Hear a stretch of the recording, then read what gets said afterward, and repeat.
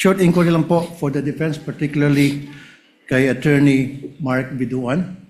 Attorney Binuan. During the last hearing, when you delivered a manifestation in reply to the prosecution's statement regarding the fourth article of impeachment, you said, and I quote, "The truth of the matter is this: she and her family were threatened, and while her response was unconventional, it was justified. What triggered her response was a question about Operation Romanov, which is the plot to eliminate VP Sara and her family." End of quote.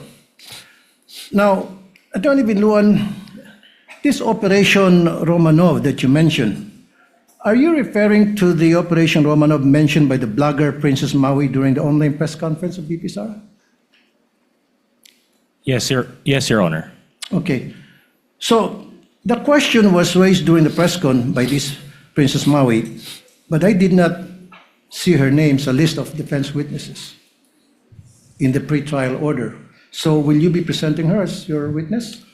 Your Honor, at this point, it will depend on what will be established by the prosecution. The defense reserve its right to call or not call any witness depending on the course of the trial.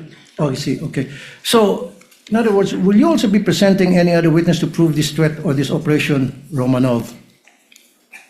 Yes, Your Honor, that will be part of our evidence in chief. May this court know now kung sino-sino itong mga witnesses na inyo i-present? Of course, Your Honor. We are not at liberty to disclose that at this time. Again, it will depend on the course of the trial. Your Honors, presiding judge, the first time I've heard about this Romanov is during the Maisog Leaders Forum in Davao City. That was on January 28, 2024, correct me if I'm wrong. It was mentioned by Mayor Baste Duterte. At that time, hindi ko alam anong ibig sabihin ng Romanov at sino mga ito. In fact, ginugil ko yan.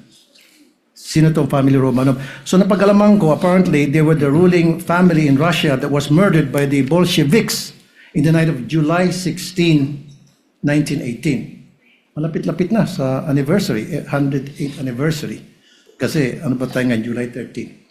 Anyway, may relasyon ba ito sa binanggit ni Baste sa sinabi ni Princess Maui at yung binanggit mo? Magkakarelasyon ba yung tatlo? Your Honor, I have no personal knowledge of what Mayor Baste said, so I cannot comment on that, Your Honor. So hindi mo napanood yun? Hindi... No, Your Honor. Okay. And last question. What did you mean when you said that BP Sara's response was unconventional? Your Honor, it was a description, Your Honor, of the statements that she made during that press call. Kaya why do you consider it, why is it unconventional? Your Honor, the basic meaning of the word is, it will explain itself, Your Honor. Okay. That's all, presiding judge and Noted and entered into the records.